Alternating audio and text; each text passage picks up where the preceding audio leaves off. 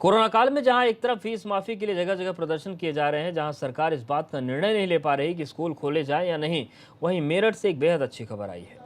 मेरठ की शिक्षिका सारिका गोयल को प्राइमरी स्कूल की दशा और दिशा बदलने के लिए राज्य स्तरीय पुरस्कार से नवाजा गया है। सारिका गोयल ने मेरठ के भू डबराल प्राथमिक विद्यालय को एक कॉन्वेंट की तर्ज पर डेवलप किया है, जिसकी प्रशंसा इलाके से लेकर शिक्षा विभाग तक हो रही है।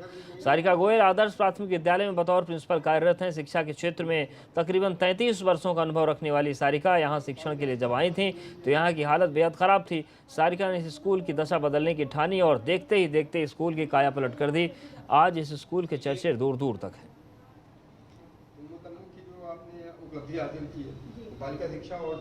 कैसे आपने ये पूरा कार्य किया और कितनी मेहनत की आपने? इस कार्य के लिए हमने सबसे पहले घर घर जाकर अभिभावकों से संपर्क किया और उन्हें प्रेरित किया कि बच्चों को शिक्षा से वंचित ना रखें। बहुत से ऐसे घरों में धारणा थी कि लड़कियां बड़ी हो गई, उन्हें नहीं पढ़ाना। हमने उनको समझाया कि बालिका शिक्षा बहुत अनिवार्य है। अब वो हमारे कहने से बच्चों को भेज भी रहे हैं और हमने उन्हें यह भी समझाया कि बच्चों को काम पर ना लगाएं। बहुत से घरों में था छोटे छोटे बच्चे काम पर लगा दिए, दुकान पर लगा दिए, लेकिन अब हमारे कहने से और हमारे प्रेरणा से उन्हें समझ आ रहा है और इतना ही नहीं, वो पढ़ाई में इंटरेस्ट ले रहे हैं। अब हमने ऑनलाइन ई ग्रुप बना रखा है, व्हाट्सएप ग्रुप। वो लोग काम भेजते हैं, अगर काम भी नहीं होता तो शाम को हम उनसे फ़ोन पे बात करते हैं। लगभग हम प्रतिदिन कम से कम 50 या 60 पेरेंट्स से बात करते हैं, क्योंकि कोरोना की वजह से बच्चे स्कूल नहीं आ रहे हैं, कि भाई आपने कितना पढ़ा है या आपकी कोई भी समस्या है। 24/7 मैं अपने पेरेंट्स के लिए अवेलेबल हूँ और पेरेंट्स को भी ये विश्वास है कि हमारे टीचर हमारे सब जवाब देंगे। नॉट ओनली मी, मेरा स्टाफ भी इसमें मेरे साथ है। कितने वर्षों से इस क्षेत्र में आप काम कर रही हैं? इस क्षेत्र में मैं 2006 से हूँ, प्राइमरी की बेसिक एजुकेशन में। उससे पहले मैं प्राइवेट। इस स्कूल में आप कब से आई? इस स्कूल में मैं 2008 से हूँ और 2010 से मैं यहाँ पर सहायक अध्यापिका के रूप में हूँ। लेकिन कितनी मेहनत आपको करनी पड़ी, लोगों को घरों में जा करके उनको जागरूक करना पड़ा, उनके बच्चों को स्कूल की दहलीज तक लाना पड़ा। कई परिवार ऐसे भी होते हैं जो आर्थिक तंगी से भी जूझ रहे होंगे। आर्थिक तंगी से जूझ रहे हैं। कुछ परिवार ऐसे होते हैं कि जब हम घर पर जाते हैं तो वो दरवाज़ा बंद कर लेते थे। पहले ये भी हालात थी, हम जाते थे दरवाज़ा बंद कर लेते थे, पूछते थे मैडम जी हमें मिलेगा क्या। फिर हमने उन्हें समझाया कि मतलब मिलना क्या, आपको शिक्षा मिलेगी। शिक्षा मिलेगी तो उसके बाद आपके सारे रास्ते खुल जाएंगे, आप खुद कमाएंगे। आपको मतलब मुंह नहीं दे। बहुत से होता है कि भाई पैसा मिल जाए, वजीफा मिल जाए, लेकिन अब लोगों की धारणाएं बदल रही हैं और ऐसा नहीं है। गाँव के बच्चे बहुत मन से स्कूल में दाखिला ले रहे हैं और पढ़ रहे हैं, और पेरेंट्स भी जागरूक हो रहे हैं।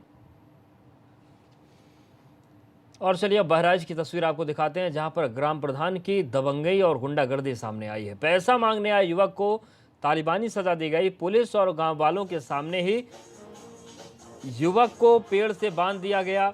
ग्राम प्रधान के साथियों ने युवक की पिटाई भी की।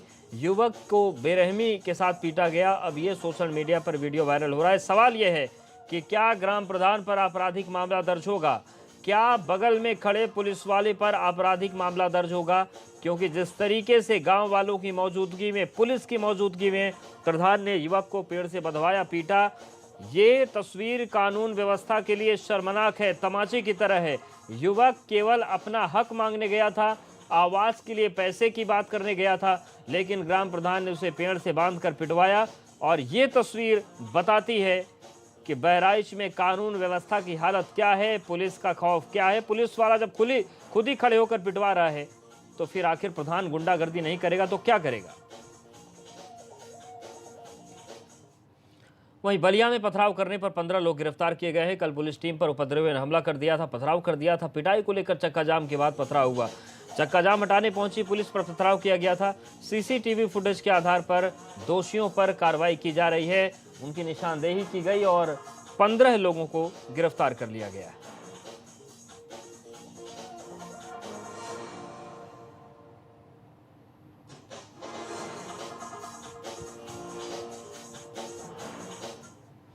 वहीं अयोध्या में 20 वर्षीय युवती के साथ दुष्कर्म की घटना सामने आई है। बस ड्राइवर और कंडक्टर ने बलात्कार किया। पीड़िता की शिकायत के बाद ड्राइवर कंडक्टर गिरफ्तार कर लिए गए हैं। पुलिस ने आरोपियों को गिरफ्तार करके जेल भेज दिया। यही वो बस है जिसमें इस घटना को अंजाम दिया गया। अयोध्या से लखनऊ ये बस जा रही थी। युवती को लुधियाना जाना था। बस के ड्राइवर कंडक्टर ने कहा कि उसे वो लखनऊ तक छोड़ देंगे। और देखिए दूसरी तस्वीर, इन दोनों आरोपियों को गिरफ्तार कर लिया गया है। तो पहली तस्वीर उस बस की जिसमें घटना हुई और दूसरी तस्वीर ये दोनों रेप के आरोपी जिनको पुलिस ने पकड़कर जेल भेज दिया।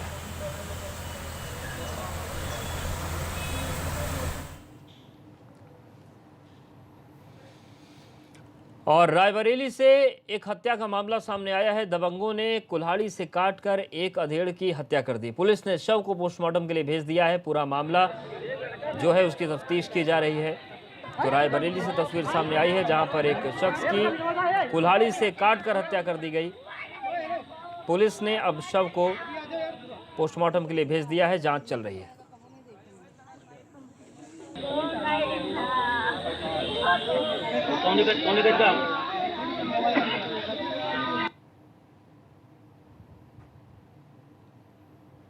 तो रायबरेली में एक दिल दहला देने वाली वारदात हुई है जहां पर युवक को, एक शख्स को कुल्हाड़ी से काटकर हत्या कर दी गई। सीतापुर में मकान तोड़ते वक्त हादसा हो गया जहां पर घर की छत गिर गई और 3 मजदूर इसमें दब गए जिनकी हालत गंभीर बताई जा रही। तो सीतापुर की तस्वीर है जहां पर मकान ध्वस्त किया जा रहा था, लेकिन अचानक से पूरी की पूरी छत ही भरभरा कर गिर गई और 3 मजदूर इसमें दब गए जिनकी हालत गंभीर बताई जा रही है।